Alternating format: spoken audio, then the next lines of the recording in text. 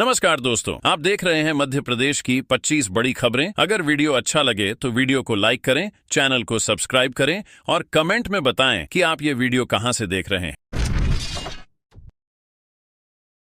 अवैध कॉलोनियों की रजिस्ट्री रद्द होगी। मध्य प्रदेश सरकार ने शिवराज सरकार के फैसले को पलटते हुए इंदौर सहित प्रदेश भर में अवैध कॉलोनियों की रजिस्ट्री को कोर्ट के माध्यम से शून्य करने की प्रक्रिया शुरू कर दी है। कलेक्टर आशीष सिंह ने कॉलोनाइजरों को प्लॉट खरीदारों की राशि लौटाने के निर्देश दिए हैं। पहले शिवराज सरकार ने 31 दिसंबर 2022 तक बनी अवैध कॉलोनियों को वैध करने की घोषणा की थी। अब नए आदेश में कॉलोनाइजरों पर कड़ी कार्रवाई के साथ रासुका लगाने, FIR दर्ज कराने और कोर्ट के माध्यम से रजिस्ट्री रद्द करने का निर्णय लिया गया है। यह कदम अवैध निर्माण पर रोक लगाने और आम लोगों को धोखा खाने से बचाने के लिए उठाया गया है। सरकार इसे पूरे राज्य में लागू करने जा रही है।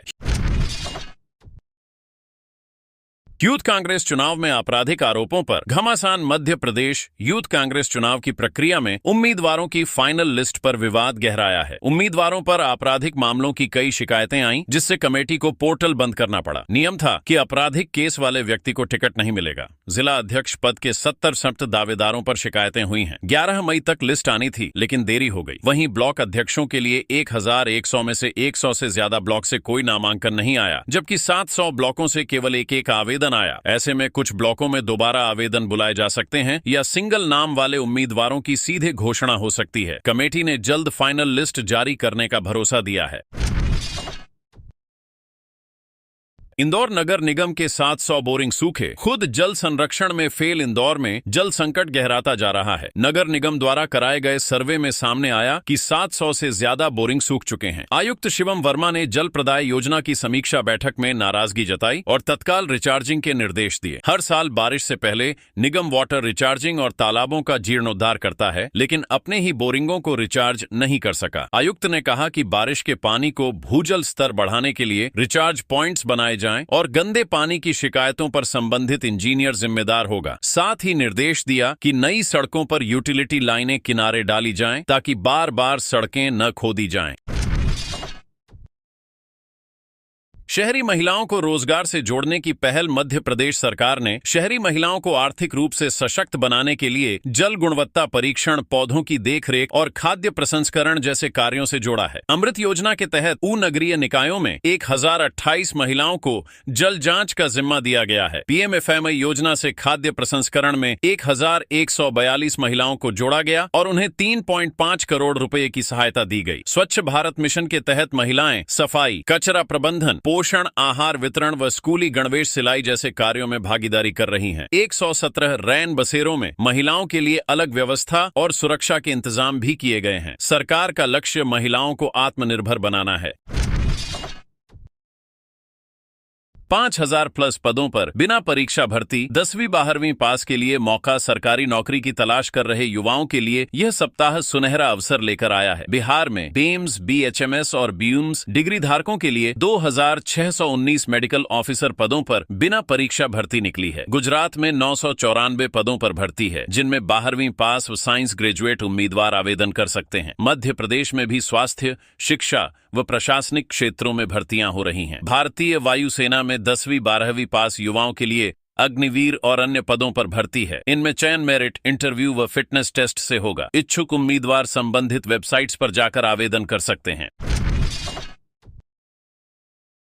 गौशालाओं के गोवंशों को लगाए जाएंगे चिप, निगरानी होगी आसान। मध्य प्रदेश सरकार गौशालाओं में पारदर्शिता लाने के लिए गोवंशों को चिप लगाने की तैयारी कर रही है। पशुपालन मंत्री लखन पटेल ने बताया कि इन चिप्स से गोवंश की रोजाना स्कैनिंग होगी और उनकी स्थिति दर्ज होगी। इससे गौशालाओं को मिलने वाली सरकारी राशि में पारदर्शिता आएगी और गड़बड़ी रोकी जा सकेगी। गौशालाओं में गिनती और निगरानी आसान हो जाएगी। साथ ही मंत्री ने त्रिकाल नामक शराब ब्रांड पर आपत्ति जताई है और कहा कि सनातन से जुड़े शब्दों का उपयोग शराब के लिए नहीं होना चाहिए। उन्होंने सभी राज्य सरकारों से ऐसे नामों पर रोक लगाने की अपील की है।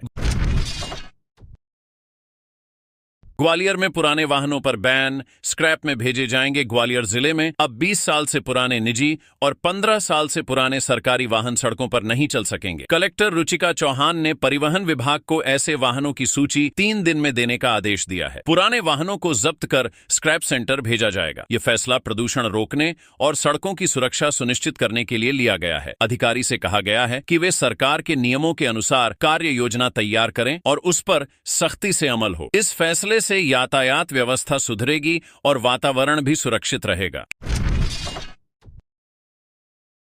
किसान कल्याण मिशन और कृषि नवाचार मप्र सरकार का संकल्प। मुख्यमंत्री डॉ. मोहन यादव ने कहा कि मध्य प्रदेश सरकार किसानों की आय बढ़ाने और जीवन सुधारने के लिए किसान कल्याण मिशन को मिशन मोड में चला रही है। प्रधानमंत्री मोदी के ज्ञान विजन के अंतर्गत गरीब, युवा, नारी और अन्नदाता के लिए 4 मिशन शुरू किए गए हैं। राज्य देश में गेहूं उत्पादन में दूसरे स्थान पर है और 2,600 रुपए प्रति क्विंटल की दर से गेहूं खरीदा गया है। किसानों को 32 लाख सोलर पंप देने की योजना है, जिसमें 90% अनुदान मिलेगा। किसान मेलों में आधुनिक कृषि यंत्र भी अनुदान पर मिलेंगे। नरसिंहपुर में 26 से 28, जिसका उद्घाटन उपराष्ट्रपति जगदीप धनखड़ ने किया। इस आयोजन से कृषि आधारित उद्योग, निवेश और नवाचार को बढ़ावा मिलेगा। मुख्यमंत्री ने बताया कि नरसिंहपुर, छिंदवाड़ा और मंडला में फूड पार्क बनाए जा रहे हैं, जिससे रोजगार और औद्योगिक निवेश को गति मिलेगी।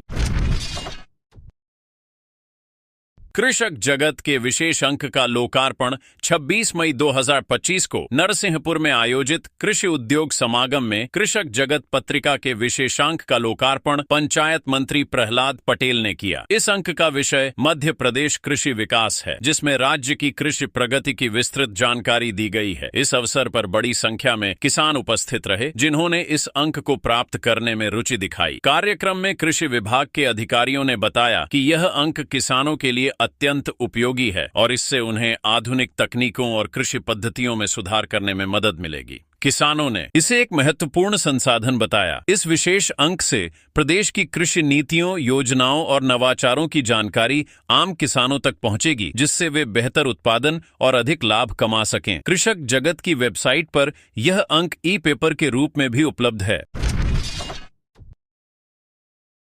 एमएसपी पर गेहूं में मिलावट का खुलासा। जबलपुर में घोटाला। मध्य प्रदेश के जबलपुर जिले के माम रेवा गोदाम में एक बड़े गेहूं मिलावट घोटाले का खुलासा हुआ है। रबी विपणन वर्ष 2025-26 के दौरान जांच में पता चला कि एमएसपी पर सरकार को बेचे जाने वाले गेहूं में मिट्टी और पत्थर मिलाए गए थे। जांच के दौरान 250 प्लास्टिक बोरियों में मिट्टी और पत्थर भरे पाए गए, जबकि कई बोरियों में 70-75% मिलावट वाला गेहूं मिला। गोदाम से 3 इलेक्ट्रॉनिक तराजू, सिलाई धागे और अन्य सामग्री बरामद हुई। इस मामले में गोदाम संचालक नीतेश पटेल, खरीदी प्रभारी शीला कुशवाहा और एक संगठन अध्यक्ष के खिलाफ केस दर्ज हुआ है। मजदूरों को प्रति बोरी 7 रुपए और गाड़ी वालों को 4,500 रुपए प्रति ट्रिप दिए गए थे। प्रशासन ने इसे गंभीर अपराध माना है और आरोपियों पर भारतीय न्याय संहिता एवं आवश्यक वस्तु अधिनियम के तहत केस दर्ज कर कार्रवाई शुरू कर दी है। तो दोस्तों, अगर आपको अपडेट अच्छी लगी है तो वीडियो को एक छोटा सा लाइक करके कमेंट में अपने जिले का नाम जरूर बताएं और अपने मध्य प्रदेश न्यूज चैनल को सब्सक्राइब जरूर करें।